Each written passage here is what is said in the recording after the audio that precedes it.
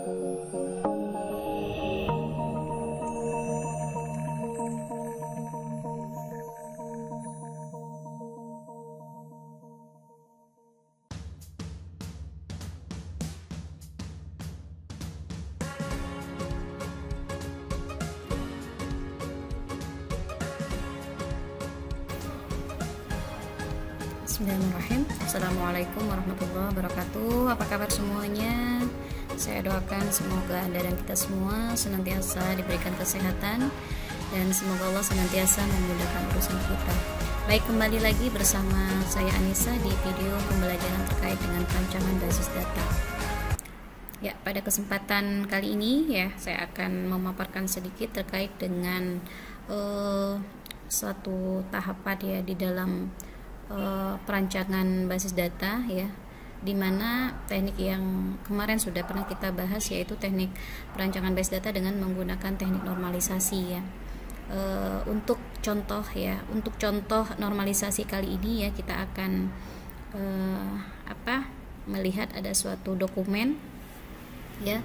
Dokumennya adalah dokumen rekap absensi ya. Dari dokumen ini ya akan kita uraikan ya, akan kita coba analisis ya dari dokumen yang ada. Kemudian dari dokumen ini ya, kalau kita uraikan lagi menjadi suatu tabel ya, maka item-item atau atribut-atribut yang ada di dalam rekap absensi ini akan menempati kolom-kolom yang ada di tabel di bawah ini ya. Salah satunya ada nomor absen ya, ada tanggal absen. Jadi semua atribut yang ada di rekap absensi ini, di dokumen rekap absensi, akan kita coba keluarkan, kita masukkan ke dalam suatu tabel. Kemudian berdasarkan data yang ada di dalam rekap absensi itu kita isi ya, data yang ada di dalam tabel ini ya. Kita lihat nomor absensinya adalah AB01, tanggal absennya diisi sesuai dengan yang tertera di dalam dokumennya ya, sampai terbentuklah ada satu tabel seperti ini ya, dimana datanya ada yang sudah terisi tapi sebagian masih ada yang kosong ya, seperti ini ya.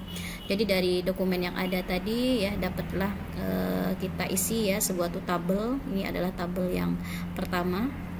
Dalam tabel pertama ini akan kita lakukan analisis ya, apakah tabel ini ya, tabel yang ada di atas ini sudah normal bentuk pertama, sudah normal bentuk kedua, atau sudah normal bentuk ketiga, seperti pembahasan yang sudah kita atau yang sudah saya sampaikan di pertemuan-pertemuan sebelumnya. Nah, dan berikan alasannya ya. Kalau misalkan tabel ini sudah nomor pertama, apa alasannya? Kalau misalkan dia sudah normal bentuk kedua, alasannya apa? Kalau dia sudah normal bentuk ketiga, alasannya apa? Nah, kita akan mencoba ya membahas satu persatu ya. Apakah tabel ini ya itu sudah normal bentuk pertama? Kita akan jawab bersama-sama. Ya, ini ada tabel 1 dan yang dihasilkan dari analisis dokumen yang ada tadi, yaitu dokumennya adalah rekap absensi. Kemudian tabel ini yaitu tabel 1 itu kalau dilihat dari penjelasan terkait dengan normal bentuk pertama, masih tabel ini belum normal bentuk pertama ya, karena masih ada repeating group dan perpotongan baris dan kolomnya itu masih ada yang kosong ya. Jadi bagaimana caranya agar dia bisa mencapai normal bentuk pertama ini ya, isi dulu datanya ya, isi dulu perpotongan baris dan kolom yang masih kosong ini ya. Maka kita akan mencoba ya untuk mengisi datanya ya seperti ini. Maka setelah kita isi datanya, ternyata memang di record yang kedua yang kosong-kosong ini datanya sama dengan data yang record yang pertama ya, karena memang baik itu Ali, Budi ataupun Badu itu nomor absennya tetap sama, tanggalnya juga sama, tahun pelajarannya sama, semesternya juga sama, kode kelasnya sama, dan kelasnya juga sama. Makanya kita isi datanya ya seperti ini. Nah, kemudian kita akan lakukan analisis lagi ya, keterangan tabel 2 ya. Apakah tabel 2 ini sudah normal bentuk ke-1 ya? Berarti jawabannya iya ya. Jadi tabel yang kedua ini sudah normal bentuk ke-1 ya, atau 1NF ya. Kemudian karena apa? Karena perpotongan baris dan kolomnya sudah terisi, akan tetapi dia belum normal bentuk kedua. Kenapa? Karena sesuai dengan apa namanya penjelasan yang sudah saya sampaikan ya, untuk bisa normal bentuk kedua itu kita juga harus menghilangkan yang namanya partial dependency. Maksudnya apa sih partial dependency gitu ya? Partial dependency itu adalah bahwasanya sebagian PK itu key-nya gitu ya, primary key-nya masih menentukan non key lainnya ya. Jadi kalau misalkan kita lihat ya di tabel 2 ini ya, masih ada sebagian PK ya yang masih menentukan non key lainnya. Dan kalau kita analisis bahwasanya kita lihat di sini ya, berarti nomor absen yang ini itu menjadi penentu ya untuk tanggal absennya, tanggal berapa, tahun pelajarannya, semesternya, kode kelas dan nama kelasnya, seperti ini ya. Ya, jadi nomor absen itu menjadi penentu untuk tanggal absen, tahun pelajarannya, semester, kode kelas dan nama kelasnya apa. Kemudian kita lihat lagi ya, ini juga PK ya, dia menjadi penentu untuk nama siswanya siapa. Jadi Ali ini ya bergantung kepada NISN-nya ya. Jadi kalau misalkan NIS-nya adalah 111 berarti namanya adalah Ali ya. Nah, kemudian ada lagi gitu ya. Ada lagi kalau kita lihat yang jumlah sakit, jumlah izin dan jumlah alpa ini sangat bergantung ya, bergantung sepenuhnya kepada apa? NISN ya, bergantung kepada NISN dan bergantung juga kepada nomor absennya gitu ya. Makanya di sini saya buatkan ada nomor absen ditambah dengan NISN ya. Itu menjadi penentu untuk atau bergantung sepenuhnya kepada atau menjadi penentu ya, menjadi penentu untuk jumlah sakitnya berapa, jumlah izinnya berapa, dan jumlah alpanya berapa. Jadi yang ini adalah atribut non key yang seharusnya memang bergantung sepenuhnya kepada primary key-nya. Ini juga bergantung sepenuhnya kepada ini juga bergantung sepenuhnya kepada yang ini. Ya, yang sebelah kiri itu adalah yang primary key-nya, yang ini adalah atribut non key yang bergantung sepenuhnya kepada primary key-nya.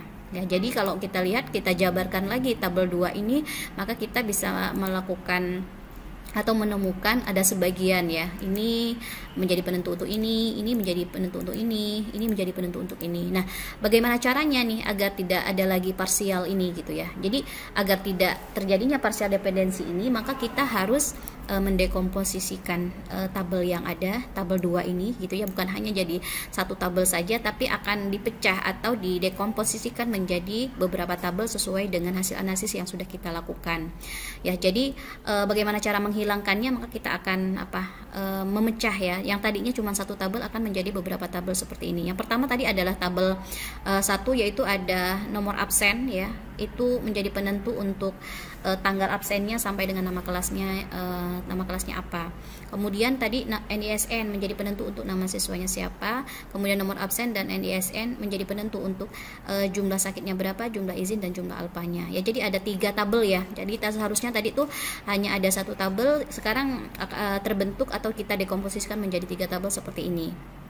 Nah, kemudian kalau sudah kita dekomposisikan menjadi 3 tabel, berarti 3 tabel ini sudah normal bentuk kedua ya. Kenapa dikatakan dia sudah normal bentuk kedua? Karena kita sudah menghilangkan tadi ya yang namanya partial dependency tadi ya. Jadi dengan mendekomposisikan tadi yang awalnya cuma satu tabel menjadi 3 tabel ya, menjadi tabel-tabel yang bisa dilihat di tampilan ini ya. Jadi karena sudah didekomposisikan menjadi 3 tabel, berarti tabel-tabel di atas ini sudah normal bentuk kedua. Karena apa? Tidak ada lagi yang namanya partial dependensinya ya. Nah, kalau misalkan dia sudah normal bentuk kedua, apakah dia sudah normal bentuk ketiga? Ya, kalau kita lihat ini belum normal bentuk ketiga ternyata. Setelah dianalisis dari 3 tabel yang dihasilkan ini ya, belum normal bentuk ketiga. Kenapa? Karena syarat dari normal bentuk ketiga kemarin kan berdasarkan teori yang sudah dibahas, bahwasanya normal bentuk ketiga itu jika tidak ada lagi yang namanya transitive dependency. Apa yang dimaksud dengan transitive dependency? Yaitu masih tidak adanya lagi atribut key yang menjadi penentu untuk atribut non key lainnya. Nah, kalau kita lihat dari kasus yang ini, tabel yang satu ini masih ada ya di sebelah sini atribut non key semuanya, tapi dia menjadi penentu ya untuk atribut non key lainnya. Ini yang menyebabkan dia belum normal bentuk ketiga. Jadi agar normal bentuk ketiga, maka ini ya kode kelas, nama kelasnya ini ya, ini harus didekomposisikan kembali ya. Jadi akan kita dapatkan ya, selain tabel 1 itu ada tanggal absen, tahun pelajaran, semester, dan kode kelas ya, yang menjadi penentu untuk nomor yang bergantung sepenuhnya ya kepada nomor absen. Kemudian dipecah tadi ya di sini kode kelas ya, menjadi penentu untuk nama kelasnya. Berarti tidak ada lagi yang namanya transitif, tidak ada lagi yang nama parsial di sini, sehingga dengan adanya 4 tabel yang sudah kita dekomposisikan dari satu tabel yang ada di awal tadi, yang ada di sini, maka kita bisa menyimpulkan bahwa 4 tabel yang dihasilkan ini sudah normal bentuk ketiga. Karena apa? Sudah tidak ada lagi yang namanya transitif dependensi. Baik, mungkin itu ya yang bisa saya sampaikan ya untuk kesempatan kali ini terkait dengan pembahasan soal normalisasi yang berdasarkan dokumen yang ada, yaitu rekap absensi seperti yang sudah saya sampaikan di awal tadi. Baik, mungkin cukup sekian ya untuk pertemuan kali ini. Terima kasih atas perhatiannya. Insya Allah kita akan ketemu lagi di video pembelajaran selanjutnya. Sampai jumpa. Assalamualaikum warahmatullahi wabarakatuh.